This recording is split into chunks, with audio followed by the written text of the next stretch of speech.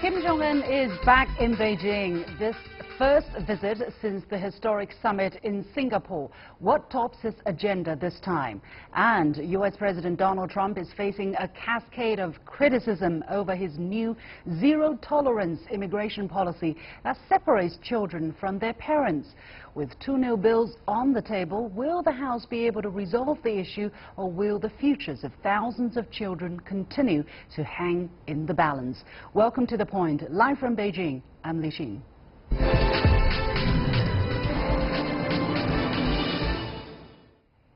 The Democratic People's Republic of Korea leader Kim Jong Un is back in China for a two-day visit that started Tuesday. This is already Kim's third meeting with Chinese President Xi Jinping after a secret first trip to Beijing in late March and a second visit to China's northeastern city of Dalian in early May. Analysts expect Kim Jong Un to brief Chinese President Xi Jinping on his Singapore summit with U.S. President Donald Trump and to discuss a future negotiating strategy. Kim's third visit also happens to come as the trade conflict between China and the U.S. heats up, with Trump asking his trade representative to identify an additional $200 billion worth of Chinese imports to punish with more tariffs on top of the $50 billion worth of goods announced last Friday. So what can we expect from the DPRK leader's third visit to China? And will the trade rift put China and the U.S. in a complicated position to cooperate on the DPRK issue? For more on this topic, I'm happy to be joined in the studio by Jishe, Director for Strategic Studies at the Institute of American Studies at the Chinese Academy of Social Sciences, and Einar Tangen, Political and Economic Affairs commentator. Gentlemen, welcome to the show. So, as I mentioned, this is Kim Jong Un's third visit in less than 3 months to China. So, what's behind this high frequency of visit to China for Mr. Kim? I believe it's very necessary for him to come to Beijing after the summit. And I think that's it's kind of a routine thing for him to come here to brief China about the summit and maybe talk about his own priority, domestic priority. You know, he has talked about that in the past, that he's going to develop the economy. Maybe he can learn something from China. So that's basically about the top priority for him. So basically, that's why Kim Jong Un came in person instead of talking on the phone like U.S. President Donald Trump did. But one interesting detail, Einar, is that during this visit, his visit was announced ahead of, although shortly ahead of his visit starts, whereas in the previous two times, the visits were announced after they wrapped up. What's behind this difference? Well, I think his sense of paranoia has gone down considerably. He's now, for 6 years, he stayed within his area. He did not venture outside. Now, all of a sudden, he's had a rapid-fire succession of visits, and he's anticipating more. So I think his sense of ease is there. But I have a slightly different take on why he's coming here. I don't know that it was to brief. I think, quite frankly, Trump said he's not going to pay for any of the economic development that is going to be part of any kind of denuclearization deal.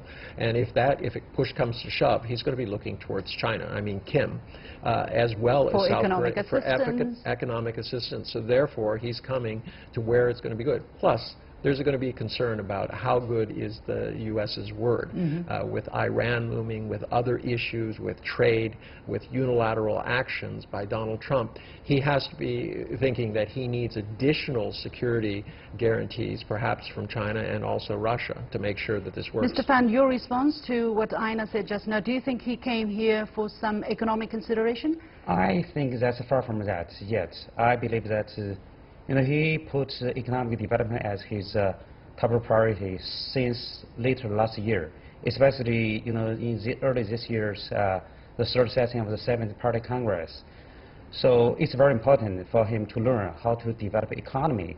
You know, we may remember after his second visit to Dalian, that delegation from North Korea, they visited Beijing, visited Shanxi, and visited Shanghai. They want to know how China developed its economy and what kind of lessons they can learn, which lessons they could apply to North Korea in the future. So I believe that's more important than the economic assistance. Right. Okay. Anyway, I think one of the top messages that came out of this news that's made by China's Central Television on the visit, it says President Xi told Kim Jong Un that during the past 40 years of reform and opening up, China found a road of development that suits its own national circumstances, and China has seen that the DPRK wants to shift its emphasis, its priority towards economic development. So China supports that the DPRK goes on or follows a development path that suits the DPRK's circumstances. Einar, why do you think this was an important piece of information that has to be highlighted at the top of the news bulletin?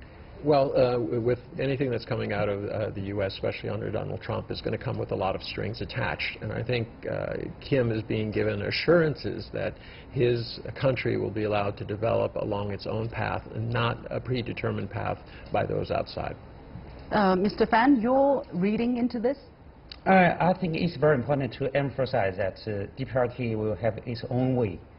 That China has experience and China has went a long way in the last 4 decades, but it is not necessary for North Korea to copy China model. That's why I believe President Xi emphasized that every country has its own characteristic in developing its economy.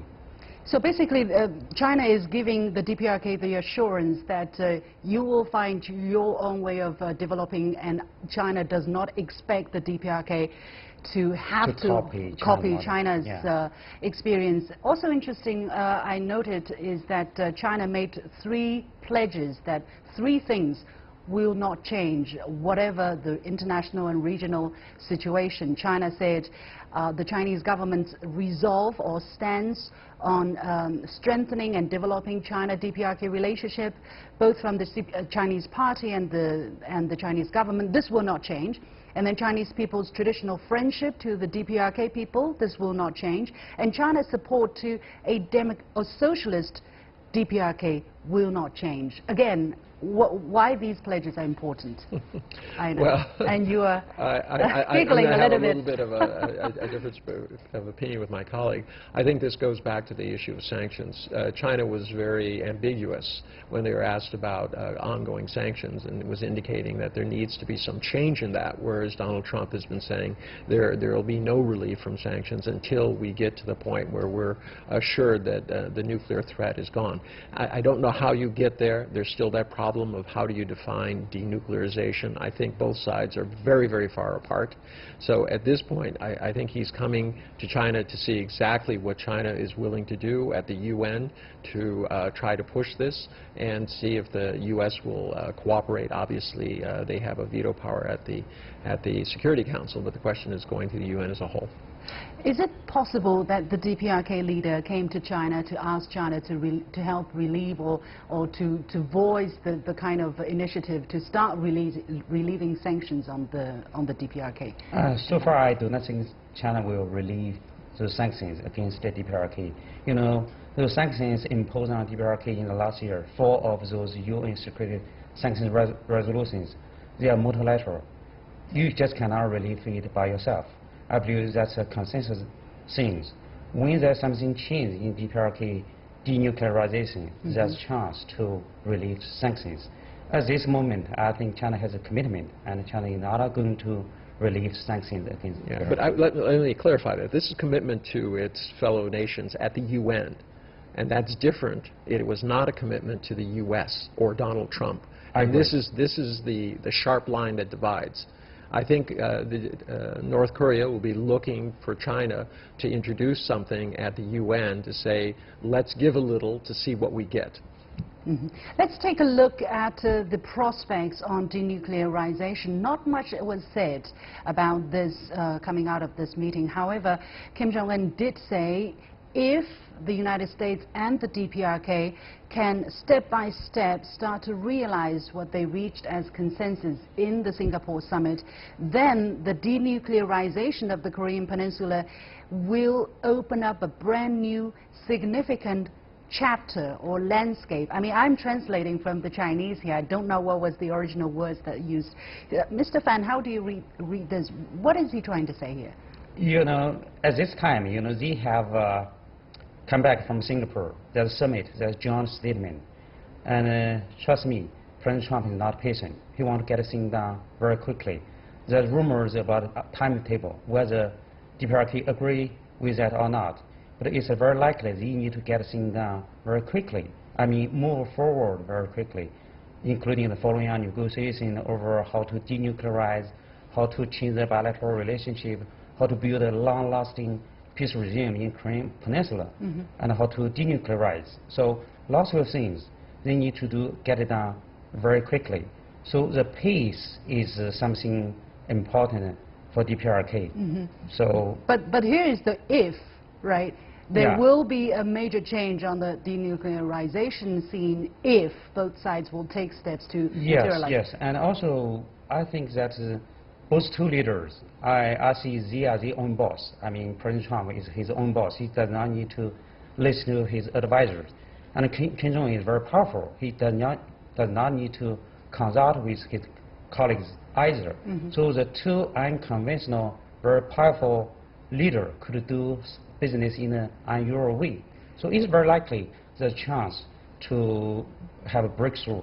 I think we need to think out of the box. Yeah, some people have been also wondering China's role exactly here. Does China have some kind of behind-the-scene maneuvering, you know, telling the DPRK what to do next, especially now after this?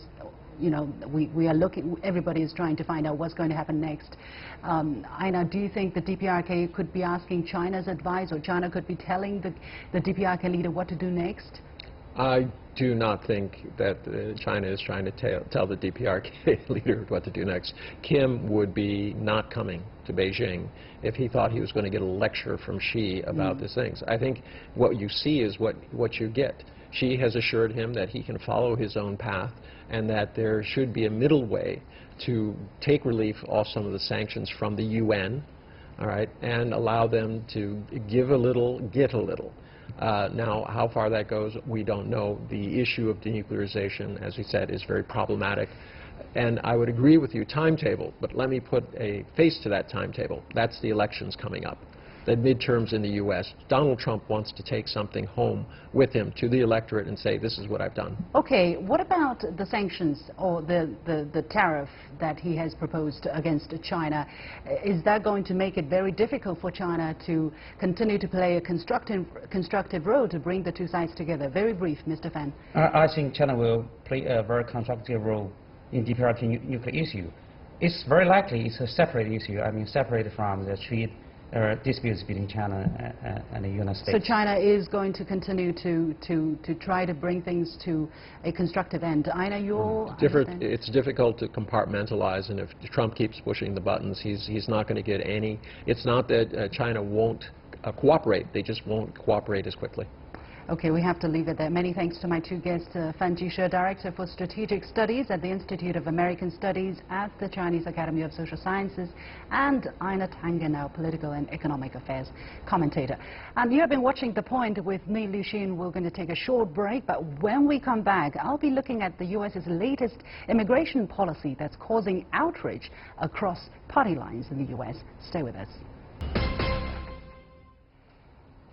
The U.S. celebrated Father's Day on Sunday. However, thousands of children in the U.S. spent the day forcibly separated from their own fathers and mothers as part of U.S. President Donald Trump's recent crackdown on illegal border crossings. Nearly 2,000 children, from babies to toddlers to teens, were removed from the care of their parents just in the 6-week period between April the 19th and May the 31st. The tide of families being torn apart follows the implementation of the so-called zero-tolerance policy launched by the Trump administration in early May. No federal law requires family separation. Despite mounting outrage from Democrats and Republicans alike, Trump has shown no signs of backing down from his new policy. With Trump set to meet with the Republican leaders on Tuesday and the House expected to vote on 2 new immigration bills on Thursday, how will the U.S.'s controversial immigration policy unfold? Will midterm elections be affected? And what's the fate of the thousands of children impacted? Joining me from Northampton, Massachusetts is Lauren A. Burke, an immigration attorney. And in the Beijing studio, we still have Einar Tangen, political and economic affairs commentator. Welcome to both of you. Let me go to Laura in the United States first. In May, the U.S. Customs and Border Protection reported a 160% increase in illegal southern border crossing attempts compared to May last year. The number of family units increased by 435%, and the number of unaccompanied children increased by 329%. So clearly, the U.S. government perceives this as a problem. But Laura, do we know the reasons behind such huge surges? I think there are so many reasons behind why we're seeing surges in immigration from across the globe. I think what's the most important thing to remember when we are looking at what's happening between countries is that a lot of people are fleeing their countries of origin, such as El Salvador, Honduras, Guatemala, in part based upon U.S. policies that have added to the violence and unsafety in those countries. And so I think that the United States is not innocent when it comes to causing conditions in other countries which force people to have to seek safety and refuge with their children in the U.S. Einar, in the studio, could you tell us, please, exactly how this zero-tolerance policy is different from previous policies? Well, it's Donald Trump has said that this is what we're going to do. There are laws in the books that if you are accused of a crime, obviously you're taken into custody, and if there are minor children there, that they will be taken to a secure facility. That can be anything from, foster parents, orphanage, or things. It was not really anticipating that they would be locked in cages like animals. But in the past, when people catch illegal immigrants with children, what was the practice of handling such cases? They weren't separated. Basically, they were brought in as a family unit. They were kept together, and then if they were not granted asylum, they were escorted out. They were taken back to their respective countries. So is there a particular message that the Trump administration is trying to send with this policy? Obviously. I mean, I'm not a pro-Trump kind of guy, but I can understand that they see a large influx coming in over the borders. They may not acknowledge that the U.S. has a hand on it. They see it as an epidemic, and they're trying to send a very strong message that if you come across with your children, you'll be separated for a long period of time, and that this will be painful. So this is just a kind of thuggish warning shot that he's trying to get everyone to know. So, and quite frankly, there are a lot of people in his base that are applauding this. There are many people who are horrified, but many say, well, it's time somebody got tough. Well, Laura, walk us through the new process. Once families are caught, what happens to the children, and how long do we know that they could be separated from their families? Yes. I quickly just first want to clarify something. Crossing the border illegally is a misdemeanor in the United States. So if it doesn't rise to the level of a crime such as assault, it actually has a different clarification and categorization in our books. And I think that that's something that's being missed in this conversation. Right now what's happening is if parents are caught crossing the border, they are being transported to a jail, and their children are being forcibly removed from their arms. And we're hearing stories of babies who are still breastfeeding from their mothers who are being taken away.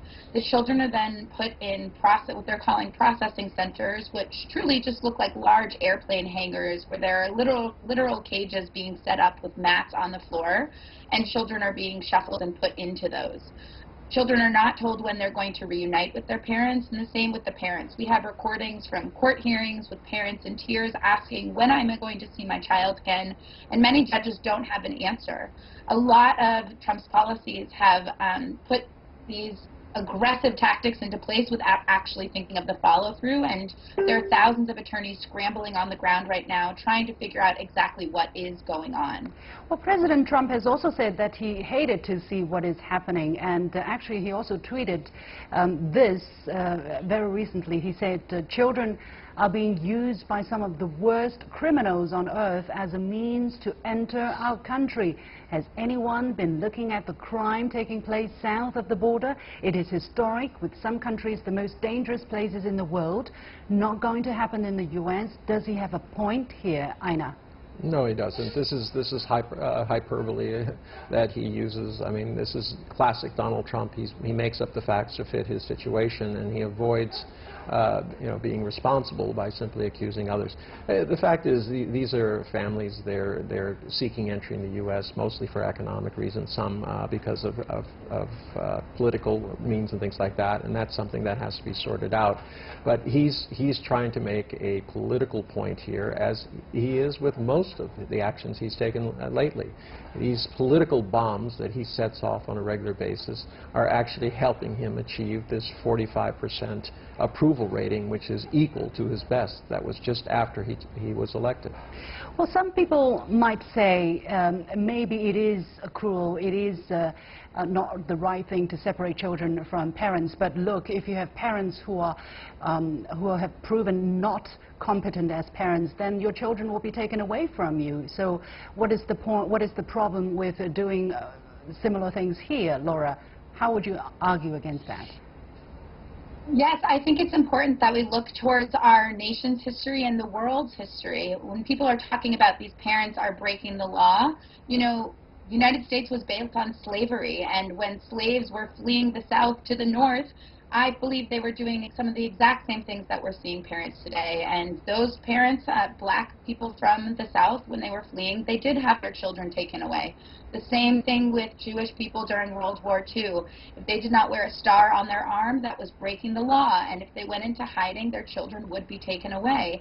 This is not anything new that we're seeing. This is an inhumane tactic, and the law is being used as a shield to what is extreme cruelty based on a political measure. And so if we want to go back to the past, if we want to see the United States as we were when we had slaves, if we want to go back to World War II tactics, then fine. That's the decision that you're making, but I think people need to understand the historical context of what they're doing. Yeah, Einar, you want to say something? I don't think it's useful to engage in this kind of Trumpianism, that you respond with some sort of over-the-top point like that. The fact is that there are plenty of things that you can point with in the legal system. I was a district attorney's intern. I worked in children's court. The whole process of children's law in the United States is children in need of protection and services. This is the idea that you put the child's welfare first. Especially in cases where there has been compromise with the parents. This is obviously not being done. I don't think but don't you think well, I just want to make a clarification. Yeah. That means since you worked in child courts, then you must know that in immigration court, children are not provided attorneys.